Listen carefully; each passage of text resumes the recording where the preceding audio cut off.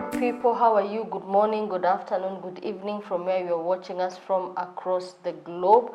Welcome to Sukibe Conversations on YouTube, and my name is Sukibe. I am born again. I am a product of grace, and I normally say that Susan is this girl that God has really shown mercy. And I'm grateful to God to come to you again in the new year with authentic conversations, because that is what we do. We are only about authentic conversations. And the last time I was on set with my friend, we were talking about abuse, and time was not on our side. We were not short of points. It's time, yeah. So we put a pause somewhere where we want to do part 2 today of abuse. And once again, because it is a new day, I want to invite her to introduce herself and tell us what we are up to. Karibu. Thank you so much, Sue. It's always an honor to be here. Thank you for having me. My name is Maureen Wambui. I am born again. I am a child of God. I am an entrepreneur. I am married. I'm a wife. I have children. I'm a mother. I have family members. I'm a sibling to many. I'm a sister, and I'm a friend to many, many people. Karibuni sana. Amazing.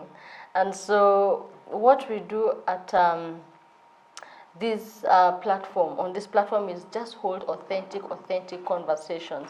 And why we hold authentic conversations is because I run a program called Claim Your Crown, which is a mentorship program that helps people find their identity and walk in self-awareness. And those are only journeys that you can take when you are authentic and when you are ready to really come to terms with who you are. And so we started a discussion last week on abuse. We talked about what is abuse, the signs of abuse, where it comes from, and by the time we were winding up, as we were doing the parting shot, I wondered, okay, we have finished. How will somebody know how to deal with abuse? We have helped them identify what is abuse, what it looks like, and all that.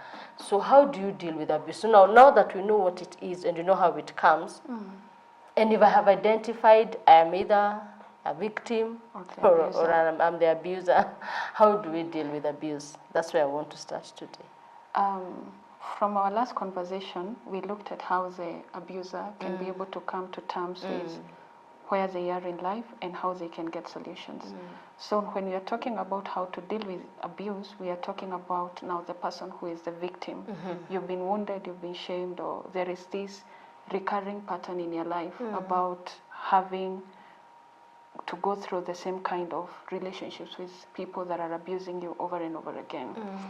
And at the beginning of our conversation last time, we looked into details as to why you could be having this cycle of abusive relationships in your life. It can stem out from your childhood or strongholds in your mind that you believe this is how relationships are supposed to be like, or this is how people are supposed to be treated. And now you have come to this realization, oh, so this is not how it's supposed to be. The one thing you're supposed to do when you get to that point is to set boundaries. Boundaries are not just for you, they are even for the other person. They are all keeping us safe. Whether you are the victim or you are the abuser, I am protecting myself and I'm also protecting you. Setting boundaries, and I want to base this with what the Bible tells us, because we are believers.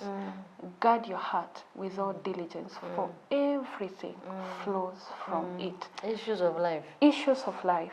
Issues of everything, be it money, be it parenting, church things, siblings, relationships, everything about your life, it flows from your heart. So one of the ways you guard your heart is you set healthy boundaries. Healthy boundaries are very important, because also there are unhealthy boundaries.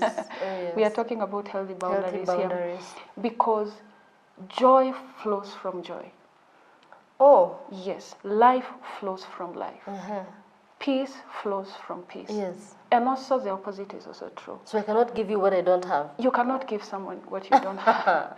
So death flows from death. You are dead inside. So the only thing that is flowing out of you is death. The verbal words, the mean words that you say.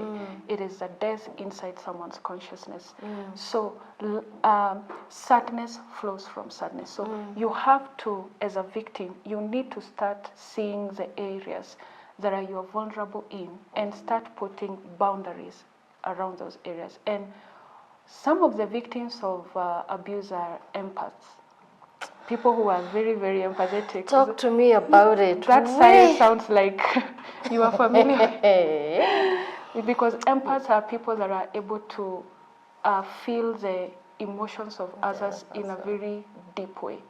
And empaths have this perception of wanting to make everything okay around the people around them. I just want you to be okay. I just want everything to be okay. They are the ones who will push all the issues under the carpet, even if it's an elephant. So you start by setting boundaries for yourself. How do you set boundaries for yourself? You start giving zero access to abuse. Oh. Yes. Start giving zero access to abuse. That means, like you were saying in our previous conversation, we are friends, we are getting to know each other, and I'm telling you, our relationship has advanced. You're getting to know about where I'm coming from, things that happened in my past. Some are good, some are not good about, and those kind of things. At the initial stages of a relationship, start setting boundaries. There is a way I don't like being addressed. Oh, wow. If you're dealing with someone that is prone to like anger, like we were saying, it is the biggest red flag, and then they will start insulting you. That is your cue. This is where I draw the line. You get angry, the Bible tells us in Psalms, get angry but sin not, stay still in your bed and meditate on it. This is where you draw the line. It's okay to get angry, but I will not allow you to insult me. I will not allow you to send me bad messages. I will not allow you to body shame me. That is totally unacceptable. And learn to vocalize those boundaries. Because then people are not mind readers. That's true. Yeah, so how will you know how I want to be respected if I don't tell you? So I have to vocalize, I am not okay with you insulting me. I am not okay with you shaming me. This is totally unacceptable and I will not accept it. Setting boundaries can actually even involve removing people from your life temporarily or even permanently. Yeah, what does that mean? If you're going to send me messages that are insulting or call me names, I will set boundaries by blocking you. Yeah. It is one of the greatest resources God has given us in technology. Accessible. And it is easily accessible to everyone. Those are some of the healthy, and let somebody know, if you do this, these are the consequences of what you do. You remember that story I was sharing with you about this person that used to, insult Makangas, and then I was the victim. Many, many years later, we get to talk again. And now I remember we were on phone talking over something and we were not agreeing. And he started shouting over the phone. And at that time, I was quick to ask them, who are you shouting at? If you don't talk to me with respect, I'm going to hang up and don't call me again. And that person was quickly came back to their senses and they were like, oh, I'm sorry. This is what I was asking. When I say boundaries are both healthy for you and for the other person, because remember the abuser may not even be knowing that they are abusive. Because for them it's a normal. They step all over people and people don't say anything. And it's okay. So you are the person to say, if you talk to me like that again, I am going to disconnect and don't call me again. I will even... It could be a cue on their end, or this needs to stop. So vocalize your boundaries and let there be consequences. When you violate these boundaries in my life, then this is, I'm going to give you zero access to me. Yeah. Then I'm also getting, when you talk about vocalizing, that means I need to be in touch with me. Yeah. So you cannot set boundaries unless you are self-aware. Yeah. You know, this is what I'm about, this is my value, I don't take this.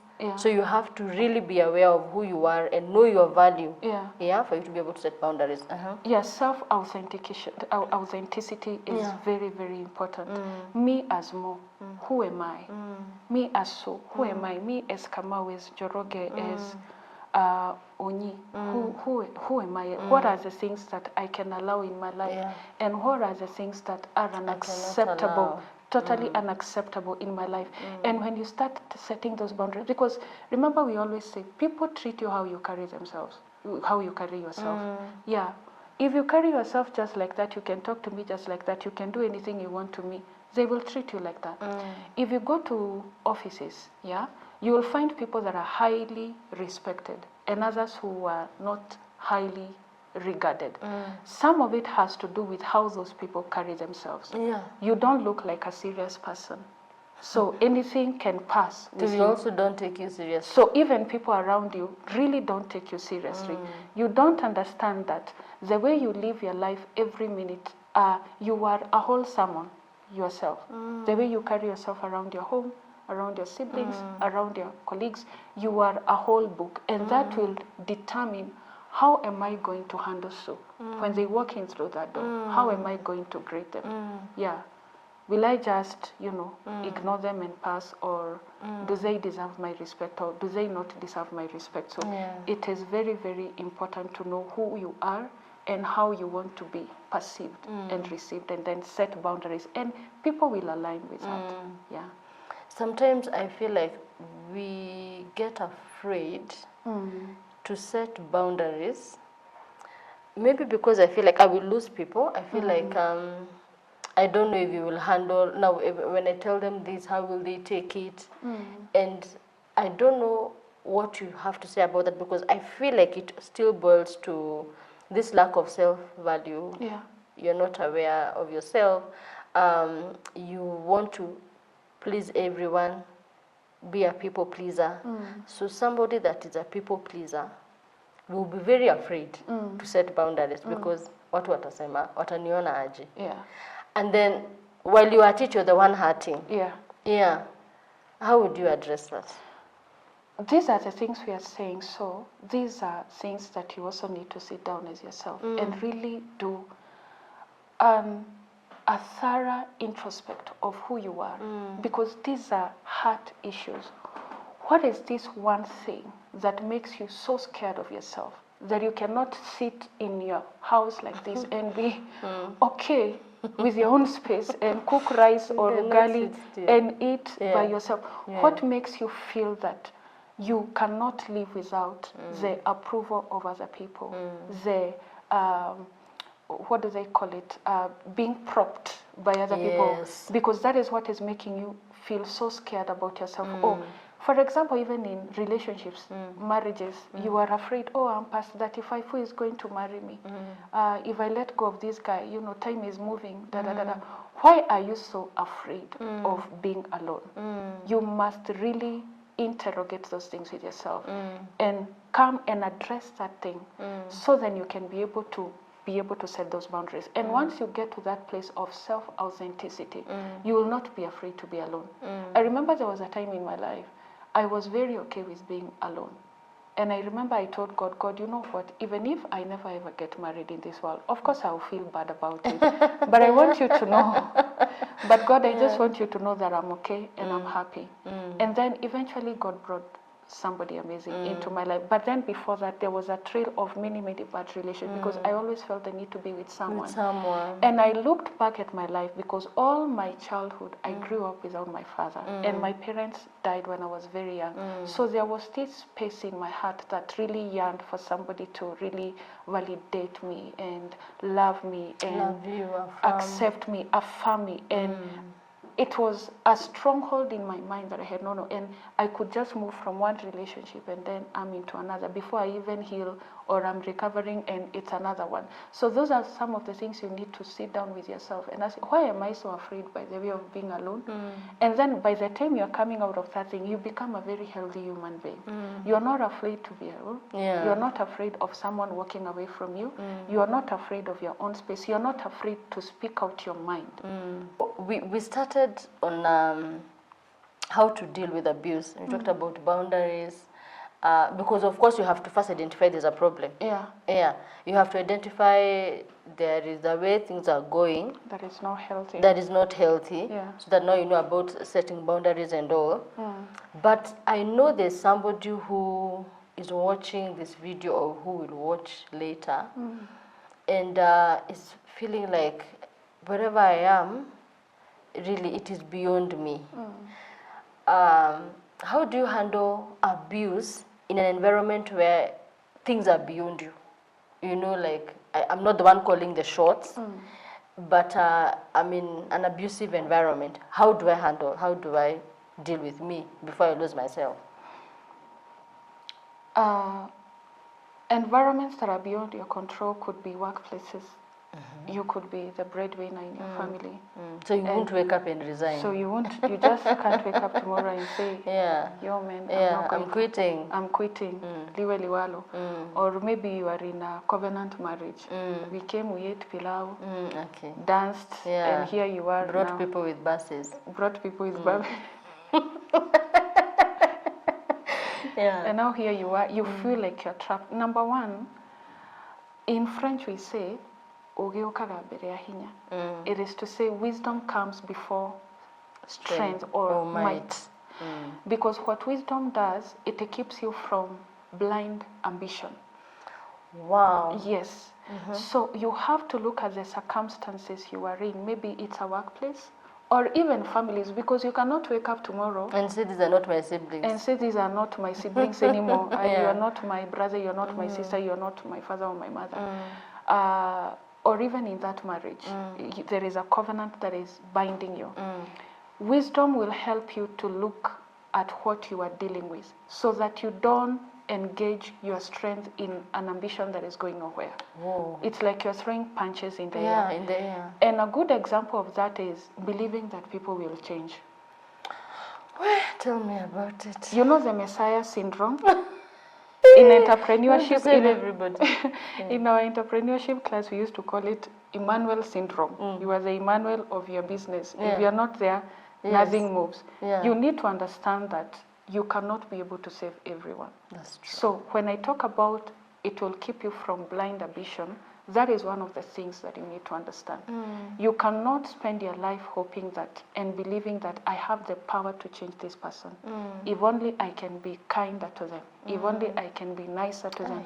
If only I can do what they are asking me to do. If only I can stop irritating them. If only I can continue tiptoeing around. Maybe someday they will have mercy and change. If only I can work 10 times harder, leave the office at midnight, burning the midnight oil. Maybe my supervisor, my boss will be able to see me. If only I can love my nieces and my nephews more. Maybe my brother or maybe my sister will be able to see that I'm a good person. If only I can, you know, it is good to do all those things because remember we said out of your heart flows everything. So abuse, yes, has the capacity to change you and, you know, become a very bitter and a very wounded person. And now when you get to this place of authenticity yourself, it doesn't change you. You are able to keep the balance of I am wounded, but I'll still do what I'm supposed to do. I'll still be a good child to my parents. I'll still be a good sister to my siblings. I'll still be a good employee. I will do the work that I'm supposed to do and be okay with that even when these other people that you feel that are abusing you are not able to see it. That is what I'm saying. It will keep you from blind ambition. Because blind ambition is if only I die so that this person can be happy, maybe they will change. Unfortunately, they never change. Because so we must understand one thing. When it comes to abuse, some people don't want to change. Some people want to be accommodated. I know that I'm not a good person, and so I am expecting everybody to accommodate me and accommodate me who I am. So it all goes back to the previous conversation we had. You have to take the remote control out of everyone that tries to remote control, the batteries of every person that is trying to remote control you. That's how you deal with impossible environments, like maybe in the workplace. It is time for work, I do my work diligently, and then if you're not satisfied, then there is nothing else I can be able to do beyond that. I am a good wife, I am a good husband, I have done everything to honor you, to respect you. You still don't see it. You have to make peace with yourself that there is nothing else I can do. Even if I died right now, there is nothing else I can do to appease you. That is wisdom. Knowing that you have done everything and there is nothing else you can do to help someone. You know, when you talk about covenant relationships, and I do a lot of mentorship with young people and maybe even young ladies who are settling into marriage and relationships, and the authentic me will teach them from the mistakes I have made in the past. When we talk about blind ambitions, where Me, I have paid fees. Set up businesses. Yeah. At the end of the day, you are counting losses. Yeah. And while you're talking about that, I'm saying a lot of people will be caught doing that so that if I only do this and this, Yeah. this relationship will work. Yeah. If I do this and this person will stay. Yeah. You know, and I got that so outright because at the end of it, you will be a shell. You are so empty. You have given financially, you are in drained. debt. Hey, you are in debt. Yeah. All the banking apps are calling you. Mshwari, all those things. Everyone is looking for you. Then things are not working. Hey, double tragedy. Double try. And you know, when you talk about, in your book, you share about counterfeit marriage and what you came out of. One thing I would also advise someone, and this is Sukipe's show privilege. We are not getting into apostolic arguments. No. And I know you are a theologian, you are in Bible school. Oh, yes. So this is show's privileges. Yes. I advocate for living. Oh, wow. Anytime you find yourself in environments that are beyond your control and it is becoming toxic and dangerous and volatile, you have to start planning how to live. Now, when it comes to living, like we are saying in the case that you are the sole breadwinner of the family, you just don't wake up and decide, I'm leaving. Number one, you must count costs. Number two, when you're living, you must have a goal that is attached to your living. Because a lot of people live and then they enter a vacuum. So you'll find them on every TV show, they are just talking about what my ex did, what my former boss did, what my da-da-da-da-da. You must have a goal that is attached to your living. I am living because I want to be a healthy me. I want to raise healthy children.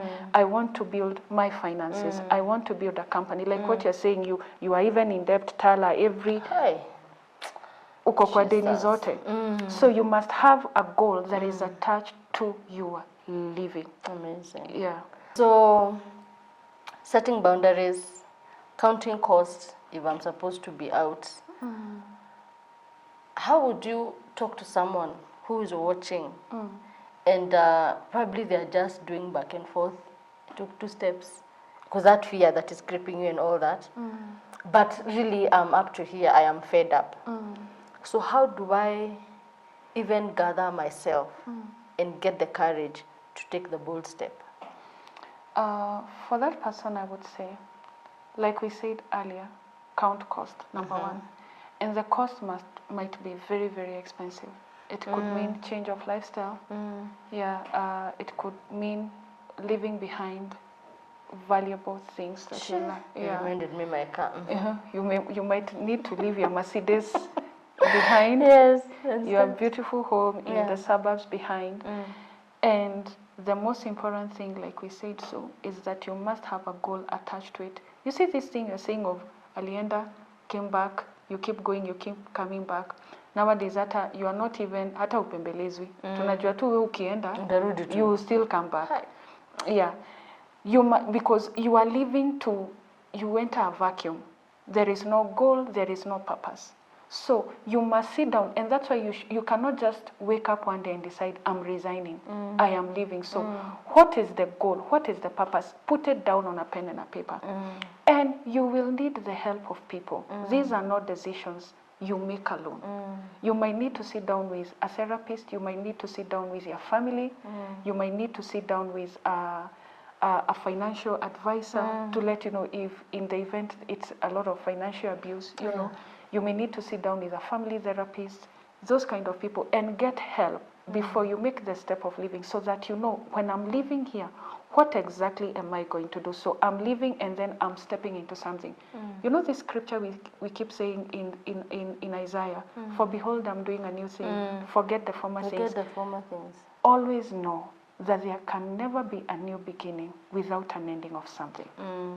Something has to end so that you can enter into a new beginning. So you must have a vision of the new thing that you're getting into, and be so focused on it so that when you get into it, you will not be pulled back into going back to the old thing. So have a goal attached to it. Take your time. Ask for the help of people if you need people to help you to live. And then make a decision. Gather yourself and count cost.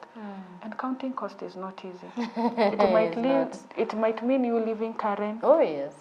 and you going to live in Kawangware, it's still okay. We are all breathing. Very much okay. We are all very much okay. Yes. So count cost and make peace with the decision that you make. Yeah. Wow, I almost feel like there is really nothing much for me to add, but I believe that if you have found yourself in a space that is abusive, you know, whether it's in the workplace, relationships, marriage, friendships, some friendships are very toxic, by the way. So wherever abuse is and whatever it means for you, at the end of the day, it is about you. And as we help you to walk the journey of authenticity, it is really about what is best for you. And so if you would like us to help you or lead you to a therapist, there'll be an email address running hapo chini. You know, reach out to us and also let us know how we can help you. I hope that this video has shed some light and even helped you to be able to gather the courage, because at the end of the day, as my guest has said, it is really about, it is tied to you. Make peace with the decisions and know that you mean, you know, you have value, you know, and you deserve the best. You don't deserve to live in abuse. So until next time, feel free to share this video, subscribe to our channel, share with somebody who would also benefit. And we are looking forward to more and more engagements. And once again, it's so good to have you on this platform. And happy, happy, happy New Year. God bless you and may God do you well. Thank you.